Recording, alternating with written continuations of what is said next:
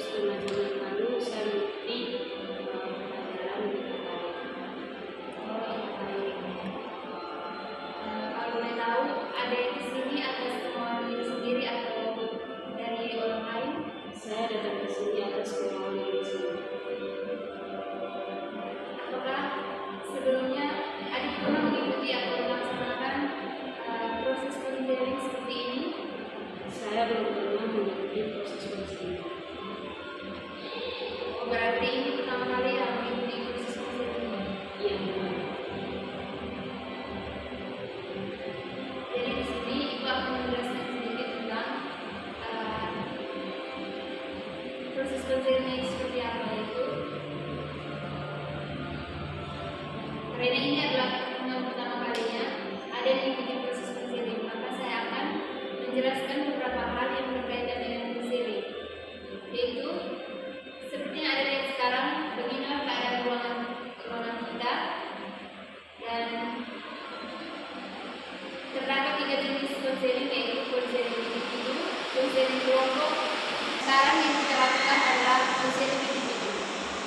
Konseling individu merupakan salah satu jenis layanan konseling yang diberikan kepada seseorang atau melalui tatap muka atau komunikasi baik secara langsung maupun tidak langsung untuk memperoleh informasi, pemahaman, dan pengentasan masalah yang dialami oleh konseling. Tujuannya yaitu untuk memperoleh informasi tentang konseling dan masalah yang dialaminya serta mengentaskan masalah yang dialami oleh konseling. Selain itu juga ada hal-hal yang perlu dipatuhi dalam proses konseling. Di antaranya ada kerahasiaan. Artinya rahasia adik akan saya jaga karena adik sudah menaruh kepercayaan kepada saya. Dan selanjutnya ada kesukarelaan karena adik sudah datang ke sini atas kemauan sendiri. Berarti adik sudah secara sukarela mengikuti proses konseling. Kemudian ada keterbukaan yang dimana saya berharap adik secara terbuka membukakan masalah yang dialami atau hal-hal yang berkaitan dengan diri adik sendiri. Selanjutnya ada kekinian. Kekinian ini di mana masalah yang ada sampaikan kepada saya adalah masalah yang sedang adik alami sekarang. Kemudian ada aktivitas, artinya dalam konseling ini saya begitu juga adik harus sama-sama aktif di dalamnya. Dan yang terakhir adalah penormatifan.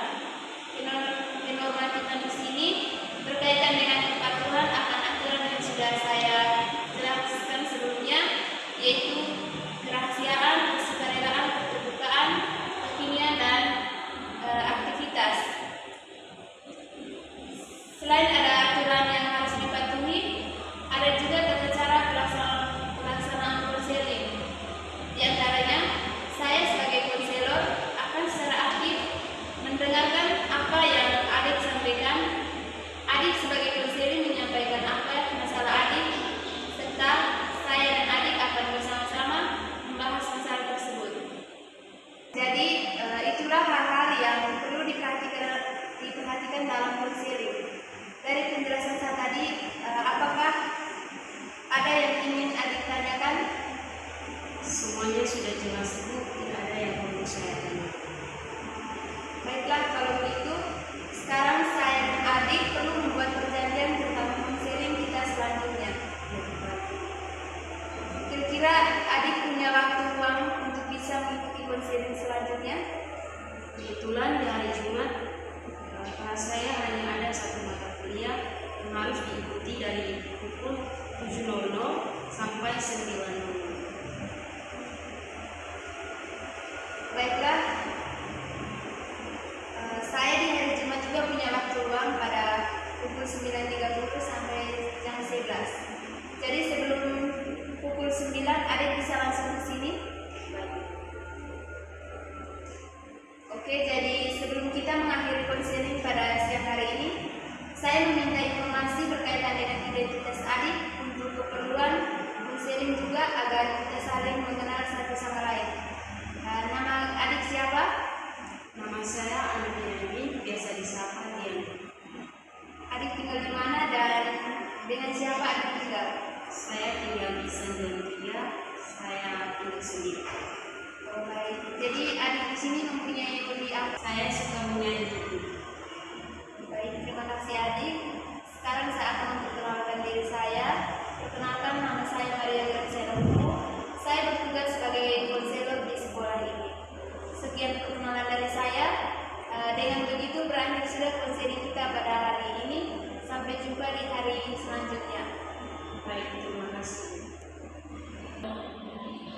Baiklah, kita sudah membuat perjanjian pada minggu kemarin. Sekarang saya ingin mengajak adik untuk berbagi pengalaman tentang tantangan apapun yang muncul dalam kehidupan sehari-hari adik. Baik. Bisakah adik menceritakan masalah yang sedang adik hadapi saat ini? Sejujurnya saya merasa tidak percaya diri saat berbicara di depan umum. Saya selalu merasa gugup, gemetar, tangan menjadi dingin, dan menganggap bahwa apa yang saya katakan tidak berharga. Baik, adik sudah menceritakan masalah yang adik alami sekarang. Dalam masalah adik ini, adik merasa kurang percaya diri ketika berbicara di depan umum. Adik merasa gugup, gemetar, tangan adik menjadi dingin, dan adik menganggap bahwa kata-kata yang adik keluarkan tidak berharga. Benarkah demikian? Ya, saya sering merasa orang lain pasti menilai saya buruk. Adik merasa bahwa orang lain mungkin menilai adik buruk saat berbicara. Iya, itu yang saya selalu pikirkan. Jadi saya cenderung diam saja dan tidak berani berpendapat. Baik, jadi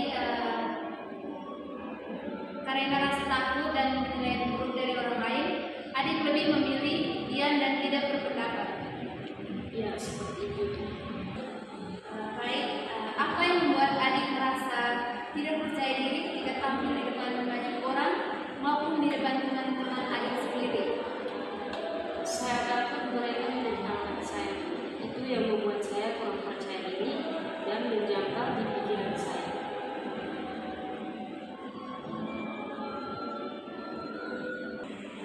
Apakah adik sering merasa ragu sebelum berbicara di depan umum?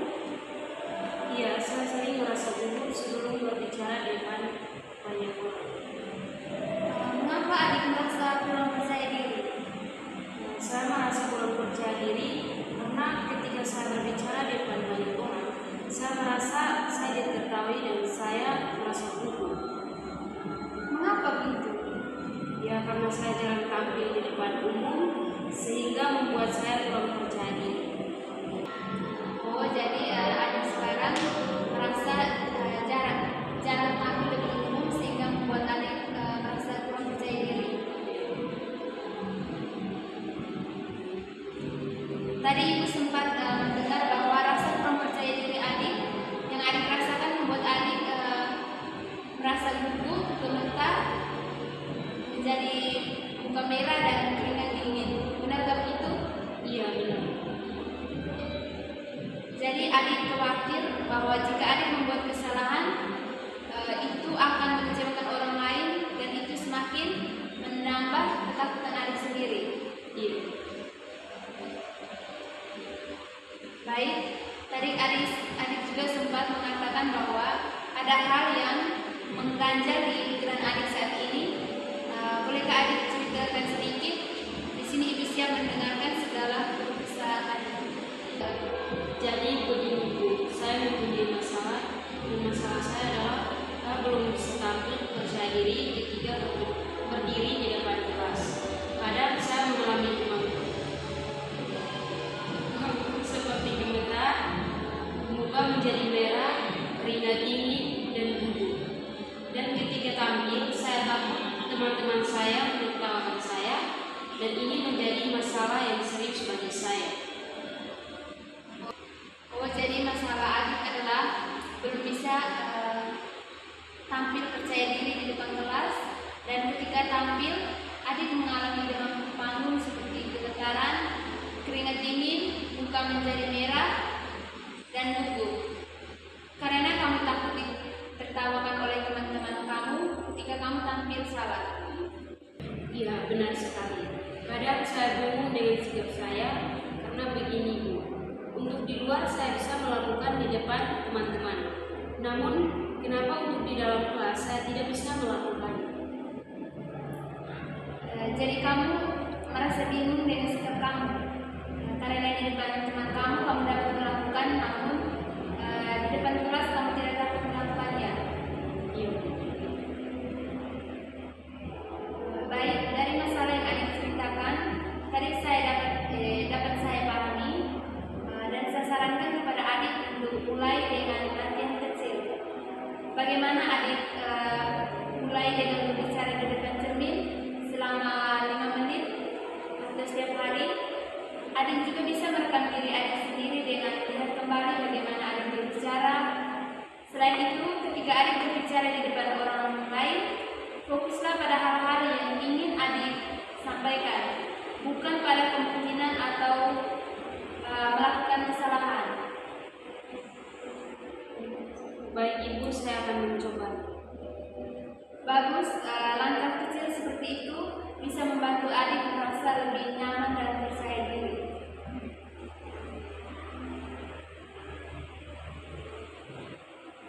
Adik menyebut bahwa adik kurang percaya diri di saat harus berbicara depan orang banyak. Apa yang adik rasakan ketika itu terjadi?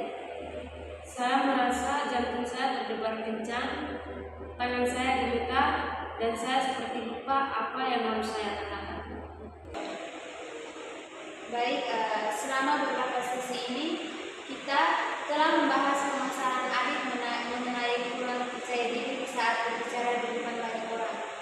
Apakah ada hal yang ingin adik tanyakan atau butuh penjelasan pada sesi ini? Saya rasa sudah pas. Jadi adik bilang penjelasan tadi sudah pas. Pada konseling kita pada hari ini, kita sudah membahas masalah kurang percaya diri dan juga hal-hal yang harus adik lakukan untuk mengatasi rasa kurang percaya diri. Bagaimana perasaan adik dalam proses konseling ini? Saya merasa lebih baik pada proses konseling ini. Baiknya, jadi apakah adik setuju mengenai proses konseling kita selanjutnya? Iya, saya setuju. Baik, adik, di sini kita akan melanjutkan ke tahap keempat, yaitu tentang penetapan tujuan. Dalam penetapan tujuan ini terdapat 3 faktor, yaitu yang pertama, kurangnya percaya diri, yang kedua, trauma masa lalu, yang ketiga, tekanan dari lingkungan sosial atau akademik. Jadi baik, saya di sini untuk adik dalam mengatasi kurangnya kepercayaan diri adik. Apapun yang adik rasakan akan saya bantu. Saya ingin tahu bagaimana trauma masa lalu yang menentukan nasib masa depan adik. Bersama-sama kita dapat menentukan cara untuk menghilangkan trauma yang adik alami. Dan juga tekanan lingkungan sosial akademik yang bisa membuat adik merasa tidak percaya diri. Iya. Lebih baik di sini bagaimana jika kita mencoba melakukan latihan pernapasan, melakukan pernapasan dalam sekarang untuk meredakan kecemasan yang adik rasakan. Bagaimana jika kita mencoba latihan pernapasan dalam sekarang untuk meredahkan rasa takut yang adik rasakan? Ya, saya setuju. Bagaimana jika kita mencoba melihat hubungan adik dari sisi positifnya dan fokus pada hal-hal yang baik yang pernah adik lakukan? Iya. Lebih baik di sini kita akan melakukan teknik relaksasi. Tutup mata, tarik nafas, hembus. Lebih baik setelah kita melakukan proses teknik relaksasi tadi, bagaimana perasaan adik sedikit lega atau bagaimana? Ya, itu saya merasa setuju. Di sini sebagai konselor, saya akan memastikan bahwa Anda atau adik memiliki ruang yang aman untuk berekspresi tentang perasaan kurang percaya diri adik. Apakah ada hal tertentu tertentu yang membuat adik merasa terabaikan dalam proses ini? Saya merasa terabaikan ketika orang-orang di sekitar saya tidak sebelumnya memahami betapa sulitnya bagi saya. Mungkin dengan memberikan kesempatan bagi saya untuk berbicara tanpa takut dihakimi akan membantu saya. Baik adik, di sini Ibu akan menjelaskan sedikit tentang analisis metodologi dari konseling.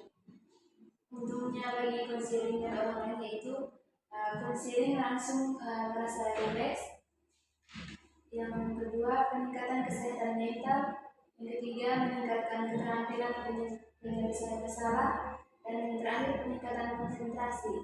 Dan ruginya bagi konseling dan orang lain yaitu yang pertama, teknik ini membutuhkan waktu yang cukup lama dalam melaksanakannya. Yang kedua, kesulitan dalam mempraktikkan teknik. Yang ketiga, kurangnya motivasi. Yang keempat, perasaan tidak nyaman dalam kesulitan beradaptasi. Dan yang terakhir, kurangnya dukungan sosial. Jadi berapa lama adik akan mengambil keputusan untuk memilih alternatif yang akan adik pilih untuk mengatasi menghilangkan rasa kurangnya percaya diri? Kurang lebih 1 minggu ini. Baik, kita akan sepakati kapan berakhirnya program ini. Baik, kita akan mulai pada hari ini dan akan berakhir besok. Baik.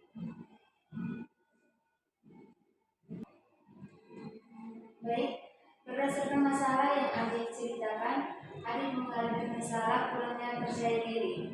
Agar masalah lebih jelas, alangkah baiknya kita menyimpulkan dulu bahwa masalah yang adik alami termasuk jenis masalah sosial.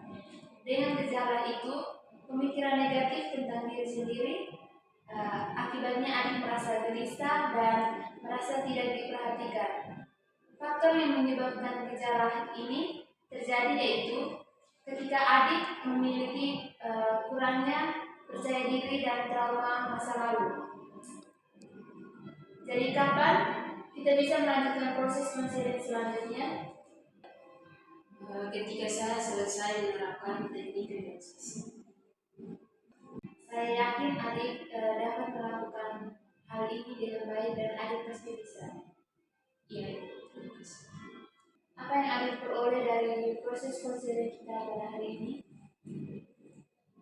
Saya berani mengambil keputusan yang saya buat.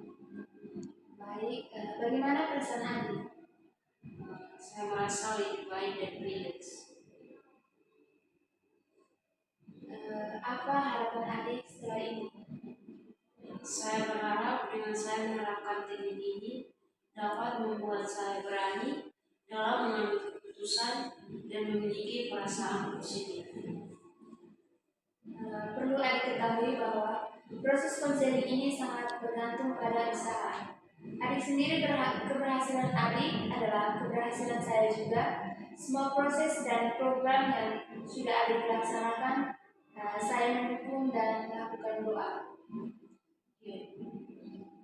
Sampai di sini saja proses konseling kita. Hubungan kita hanya terjadi dalam proses konseling saja. Ketika proses konseling selesai, maka berakhir juga hubungan kita. Ya Ibu, terima kasih. Kalau begitu saya pamit. Iya, sama-sama.